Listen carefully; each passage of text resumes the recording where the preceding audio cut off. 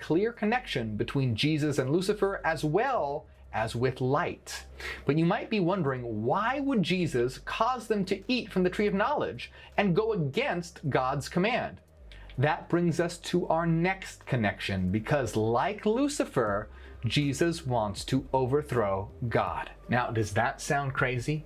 Well, get ready, because there's a mountain of evidence that says just that.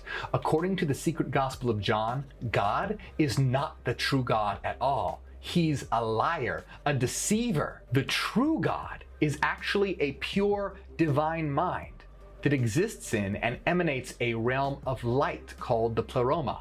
And all things, all beings, all creation, including us, are pieces of and part of the divine mind.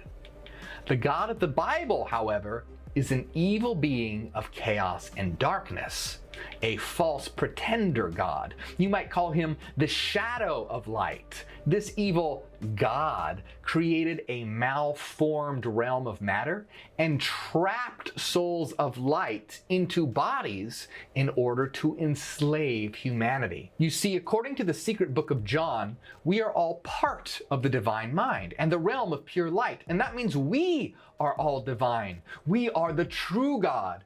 But the evil God of the Bible took pieces of the divine mind, which is what we are, and trapped us in physical bodies as prisons and caused us to forget our true nature to limit our power, and so that we would worship him.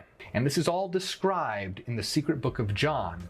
The secret book of John says, "The creator God's demonic forces envied the man. His understanding was far greater than that of those who had created him, and greater than that of the chief ruler himself. When they realized that he shone with light, they took him and cast him down into the lowest depths of the material world. They intended to make him anew, this time from earth, water, fire, and wind, which are matter, darkness, desire, the artificial spirit. This all became a tomb, a new kind of body. They enchained him in forgetfulness, made him subject to dying." And the secret book of John is far from the only book to reveal that the God of the Bible is an evil being. There are many other secret books that the church banned that say exactly that. In the Apocalypse of Adam, Adam tells his son Seth that he and Eve were originally one divine being that the evil God fractured and trapped in matter. Adam said, "And we resembled the great eternal angels, for we were higher than the God who had created us. Then God, the ruler of the eons and the powers, divided us in wrath, and we served him in fear and slavery." The evil God caused Adam and Eve to forget their divine origin, and he knew that if they ate from the tree of knowledge, they would begin to remember what they truly are. This is why he made it forbidden and said they would die if they ate from it. But in the Bible, the serpent, or Lucifer, tells them they won't die, but they will become like God. Now, in the secret book of John, Jesus says that he is the one that causes them to eat, so that they will wake up from between the Old Testament God and Jesus Christ of the New Testament.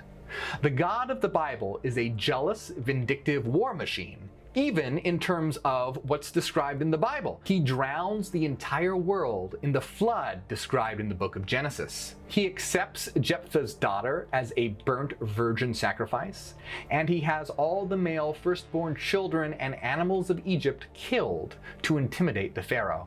He is obsessed with death and violence. And remember, all that comes from the Bible itself, not the banned books. But Jesus is the complete opposite. Jesus preaches a message of love and forgiveness.